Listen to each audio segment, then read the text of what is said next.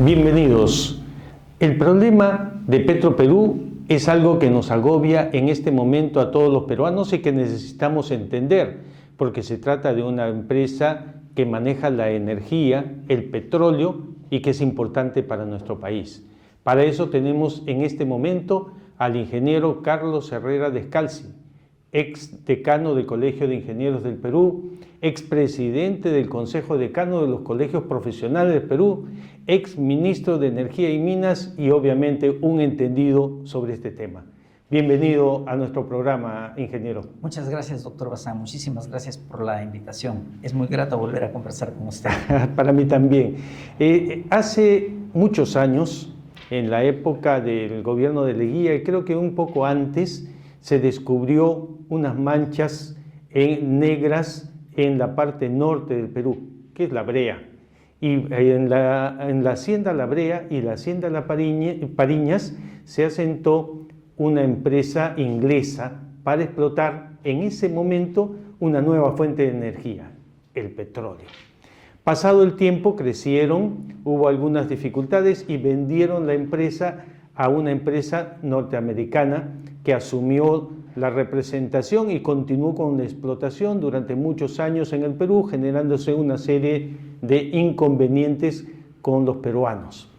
Y eso generó que el presidente Belaúnde tuviera un momento de dificultad, lo que abrió la puerta a que se dé un golpe de Estado, ingrese un gobierno revolucionario de las Fuerzas Armadas y que más adelante creó Petroperú. Cuéntenos, usted conoce la historia completa. Sí, es correcto.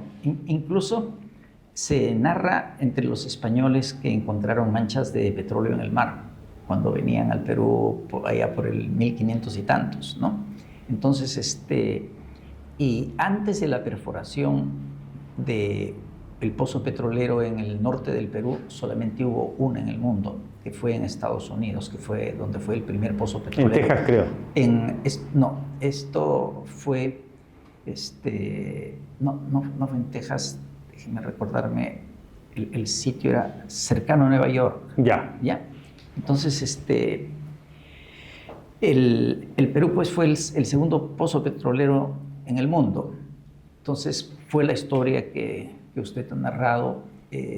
No se pudo llegar a un acuerdo durante el gobierno de Belaúnde, o se había llegado a un acuerdo que fue, digamos, mal considerado, y se produce el golpe de Estado y luego la toma de La Brea y Pariñas por los tanques del ejército peruano, y se llama el Día de la Dignidad Nacional. Fue el 9 de octubre de 1968.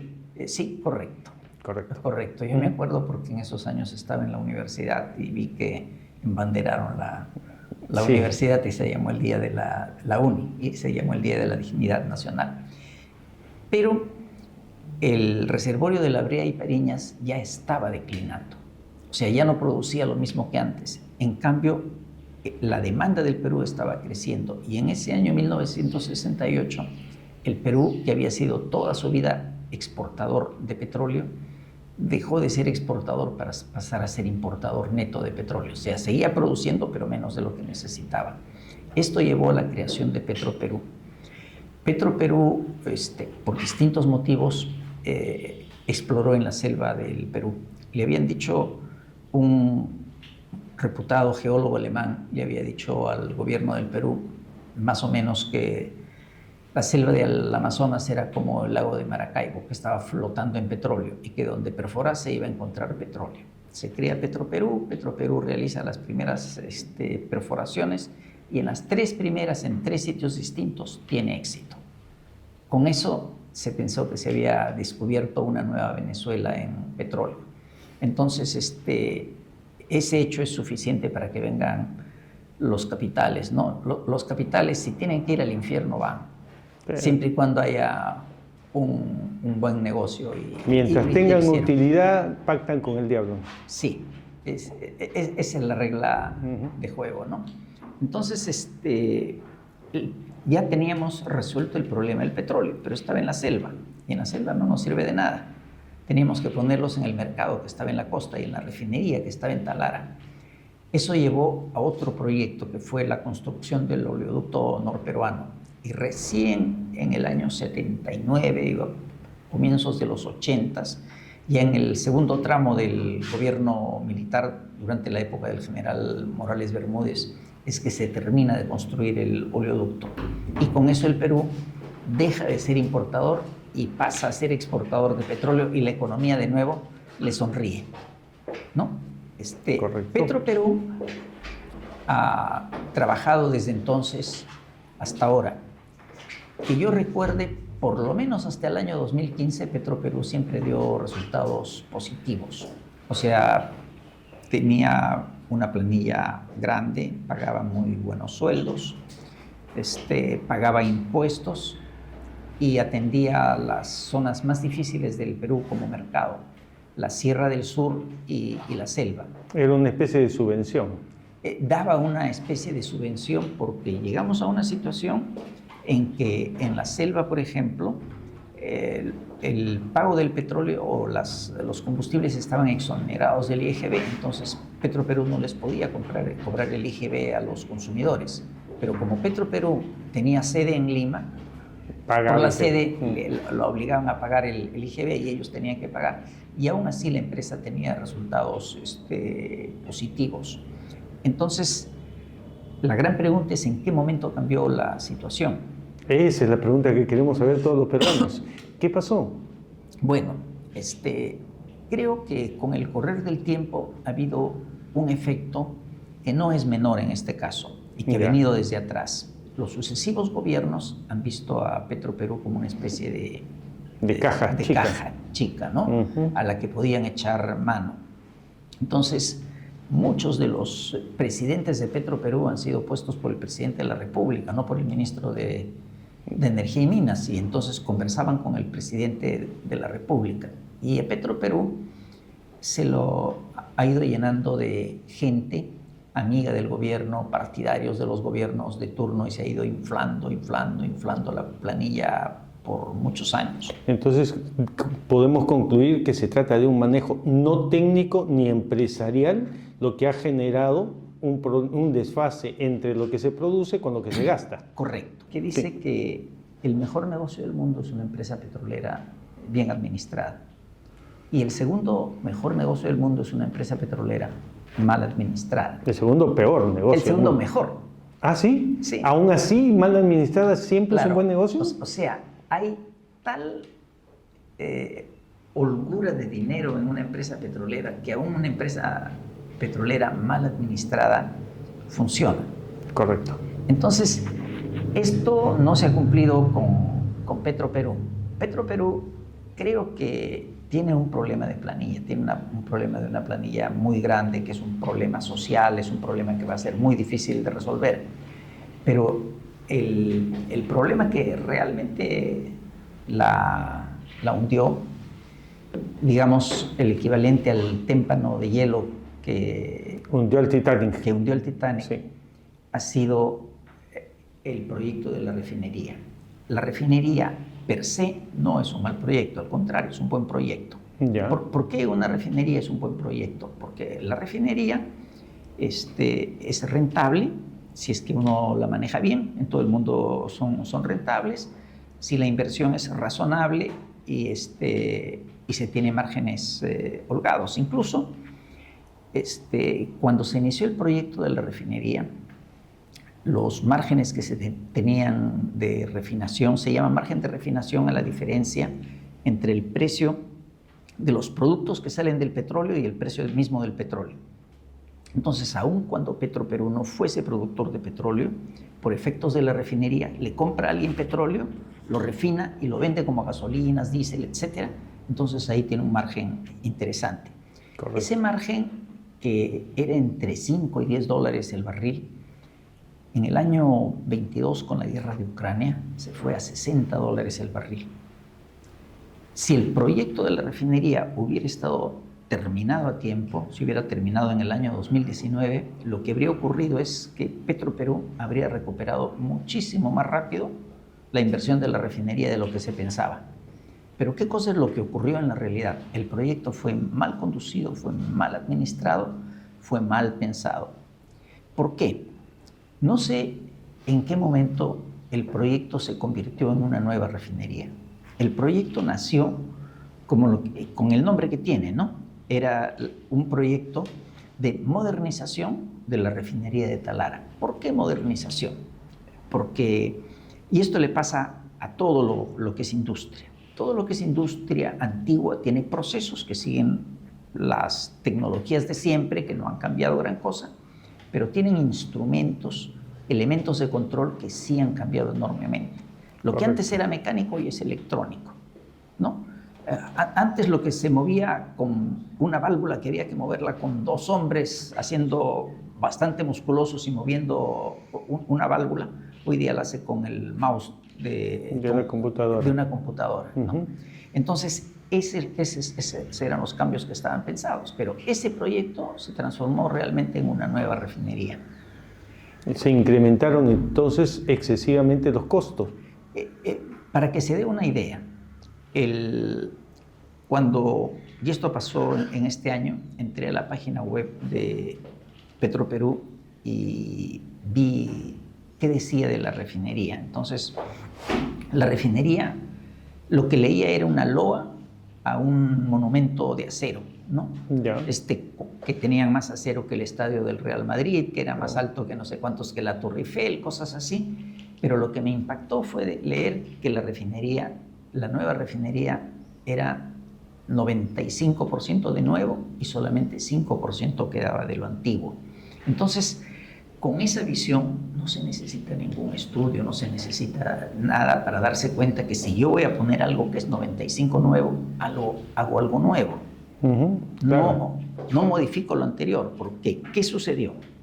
Pararon la refinería antigua, tuvieron que entrar a un terreno donde es mucho más difícil construir, porque es más fácil construir en un terreno limpio, donde uno puede disponer las cosas como quiere, que en otro donde está forzado por los elementos que existen, porque se está trabajando, porque hay una población cerca. Eso lo sabe cualquier sastre. Sí. Es más fácil hacer un terno nuevo que deshacer el que tenemos y volver a coser, porque cose sobre las mismas costuras y se puede romper la tela. Y más o menos eso es lo que estaba pasando acá. Exactamente, eso es lo que pasó. Entonces, aquí viene un pecado mayúsculo, ¿no? Ese pecado mayúsculo es: alguien había decidido en algún momento que lo que iba a haber es una nueva refinería, o la fue cambiando en el camino. Pero para lo que se consiguió permiso fue para modernizar una antigua refinería. Ese es el permiso que hubo. Al final nada bueno se hizo, porque ni modificaron la antigua, ni hicieron una nueva. Claro. Al final, ¿qué es lo que ha quedado? Existía una refinería que tenía 60,000 barriles por día. Hoy existe una refinería de 95,000 barriles por día.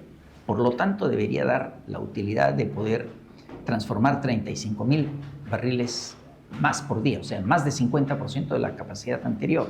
Correcto. Pero eso ahorita no se sabe porque se dice que no puede trabajar con la capacidad 95, que tiene que trabajar menos. Es un hecho que no está esclarecido. El segundo punto que era importante es que con la refinería antigua que teníamos, esa refinería fue diseñada para un petróleo de buena calidad de otras épocas, que no tenía tanto azufre.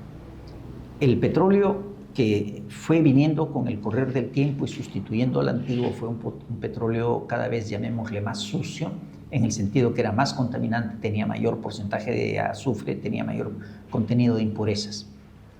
Ese petróleo llegó a producir diésels que tenían la cifra de casi 5,000 partes por millón. Partes por millón es una especie de tanto por millón. Así como hay un tanto por ciento, este es un tanto por millón. ¿Ya? Cuando los estándares mundiales eran máximo 50.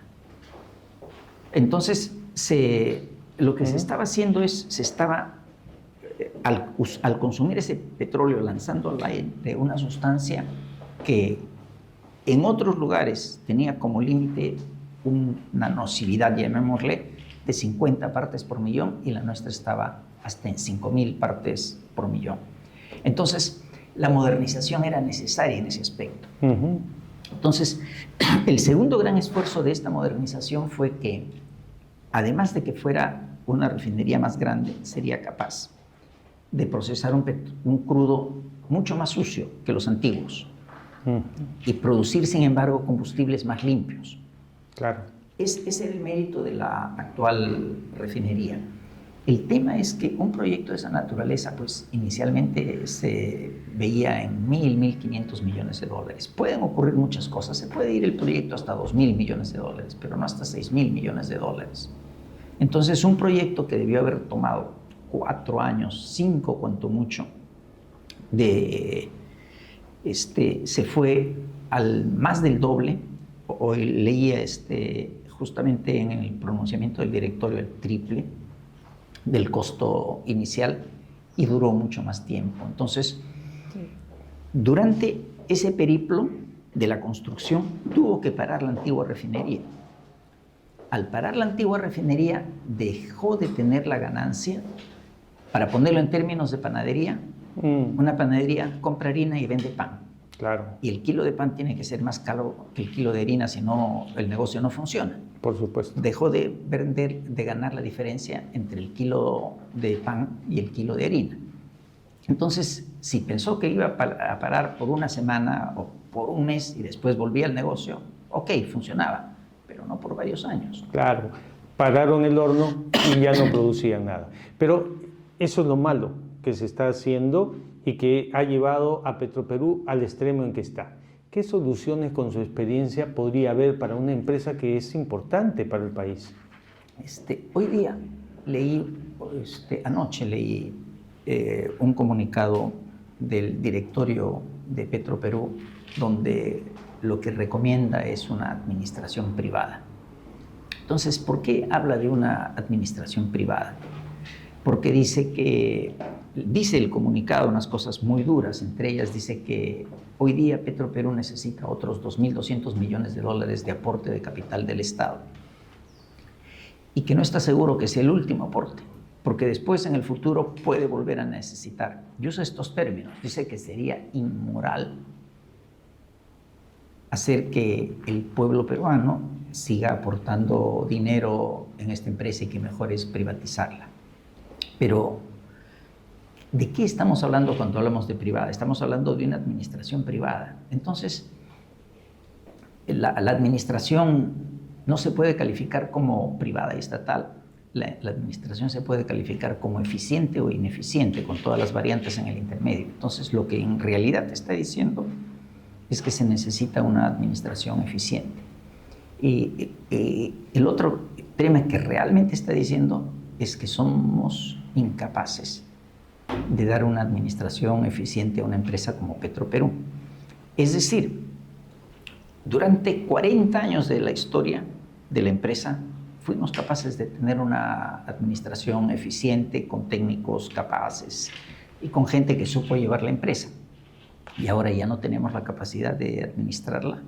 Esa es una pregunta que tiene que flotar y tiene que preguntarse por qué. En el propio comunicado del directorio añaden algo. Dicen que los partidos políticos, o que la política de turno, pues siempre quiere aprovechar la empresa, y esa es una de las razones, y no miente, es una de las razones por las cuales se le hace daño a la empresa. Tema que también es un tema de fondo, ¿no? Aparte de esto viene el segundo punto, que no está desarrollado. Se habla de una privatización, correcto, pero ¿cómo sería una privatización? La situación en cifras de Petroperú es que hoy en día la deuda es mayor que lo que tienen los activos, son menores que los pasivos. O sea, la deuda es más de lo que tienen como capital. ¿Estamos hablando invertido. de una quiebra técnica? Estaríamos hablando de una quiebra técnica, ¿no? Eso es lo que entiendo de los documentos que he leído. Entonces, si alguien tuviera que comprar Petroperú, ¿cuánto pagaría como Petroperú? Alguien que tenga que comprar con Petroperú diría, ¿Qué gastos voy a tener que hacer? Voy a tener que pagar el personal, la cantidad razonable. Voy a tener que comprar los insumos que necesito, la cantidad razonable. Tengo que pagar la operación y el mantenimiento, etc. Y tener cuáles son los precios de venta del mercado. Sacar una diferencia. Esa diferencia es una rentabilidad. Y esa diferencia, que es la rentabilidad, le permite decir cuánto es el valor del activo que tiene en estos momentos Petroperú. Yo no he hecho el ejercicio, sé cómo se hace. No le he puesto cifras al ejercicio, pero si trato de adivinar solamente como para dar una idea, podríamos encontrar una situación que el valor real de Petroperú sea unos, digamos, 2.000 millones de dólares. ¿Ya?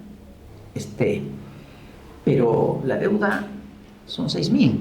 Y por ahí en documentos que circulan y todo dicen que son hasta 8.000. Entonces, ¿qué significaría en esos términos privatizar Petroperú? Significaría que habría que venderle a alguien los activos, ¿no? Ese alguien va a pagar algo por esos activos bajo alguna forma, de alguna manera, lo suficiente como para que puedan recuperar esa inversión, y lo que puede pagar serían 2.000 millones de dólares. ¿Y qué pasa con las deudas? Las deudas las tendría que asumir el Estado. Bueno, las noticias ahí son obviamente desalentadoras, pero lo claro es una confesión que usted nos ha leído entre líneas del mensaje del directorio. Hemos fracasado en la administración. Esa administración ha fracasado, porque usted nos ha señalado que un negocio petrolero mal administrado es el segundo mejor negocio del mundo. Lo que quiere decir que sí se puede recuperar y no necesitaríamos vender, sino administrar honrada y eficientemente el negocio. Bienvenidos entonces han sido en este programa del día de hoy y los espero pronto. Muchas gracias, ingeniero. Muchas gracias, doctor. Gracias por la invitación.